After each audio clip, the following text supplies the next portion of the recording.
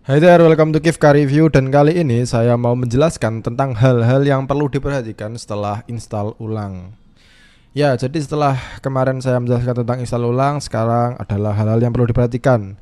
Yang pertama, mengenai aktivasi Windows dulu. Jadi kalau kalian mau mengaktifkan Windowsnya, itu kalian bisa langsung pergi ke microsoft.com, itu berbayar. Atau kalau kalian itu mau beli secara online, itu ada toko online yang verified ya. Dipastikan ini saya garis bawahi verified, yang menyediakan lisensi original. Karena banyak penjual yang menjual dengan harga murah tapi sebenarnya itu bukan original ya. Itu sama saja dengan crack-crackan. Jika kalian tidak mengaktifkan Windows, itu tidak berefek di performanya ya. Yang berefek itu hanya di fitur dan settingan-settingannya saja. Jadi kalian masih bisa mengoptimalkan performa dari laptop atau komputer kalian walaupun tidak mengaktifkan Windows. Lanjut ke bagian 2, yaitu install aplikasi yang digunakan untuk membuka file terkompresi. Di sini ada WinRAR yang paling penting ya, soalnya kalau kalian download aplikasi ataupun game-game di internet, itu rata-rata filenya terkompresi supaya mengurangi ukuran dari filenya, dan itu kalian butuh aplikasi untuk membuka file kompresi tersebut. Yang paling penting itu adalah WinRAR.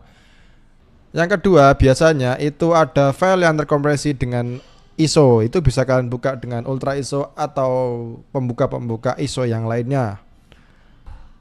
Setelah itu ke nomor 3, yaitu driver laptop. Untuk driver laptop kalian bisa cek di device manager apakah driver kalian sudah terinstall atau belum.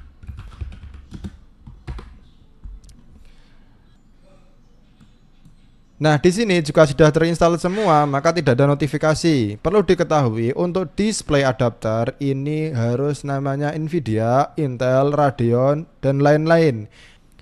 Jika tulisannya masih Microsoft Display Adapter, itu berarti display adapternya ini belum terinstall dan perlu diinstal drivernya. Untuk penginstalan driver, kalian bisa menggunakan Windows Update, yaitu dengan cara tulis saja di pencarian Windows Update. Nah, di sini nanti kalian bisa klik update. Lalu selanjutnya kalian juga bisa menginstal driver melalui driver pack. Ini kalian bisa cari sendiri di sini driver pack itu ya. Ini bisa gratis. Kalian bisa menginstal secara online atau mendownload aplikasinya dulu. Lalu aplikasi penyedia driver secara online gratis juga, itu ada 3DP. Kalian juga bisa mencarinya di Google, yaitu 3DP chip. Tulis saja download 3DP chip. Nah, ini dia ya websitenya. Jika kalian sudah mencari drivernya di Windows Update, di driver pack, dan di 3DP itu tetap tidak ada, kalian bisa mencarinya manual, yaitu melalui device manager.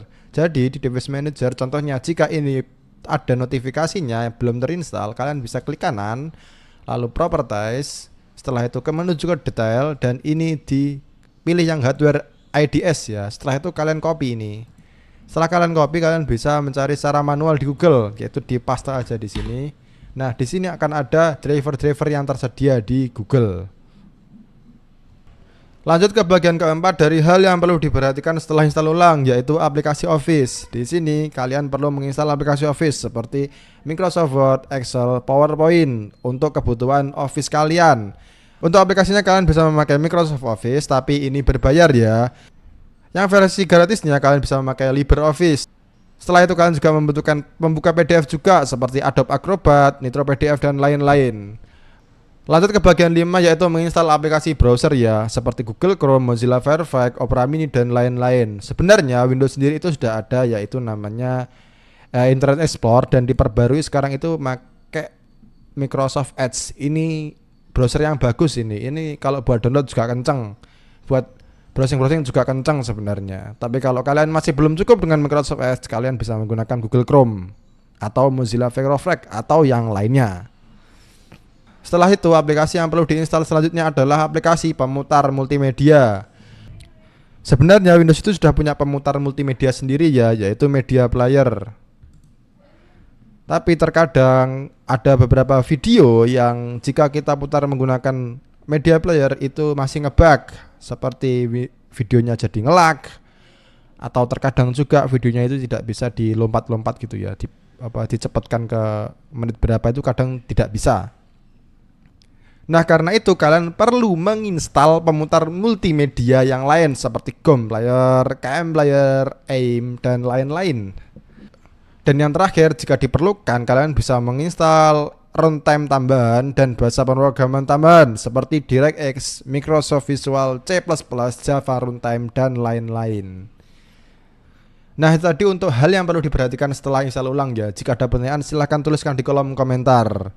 Sekian review dari saya, semoga bermanfaat. Thank you for watching, see you and bye-bye.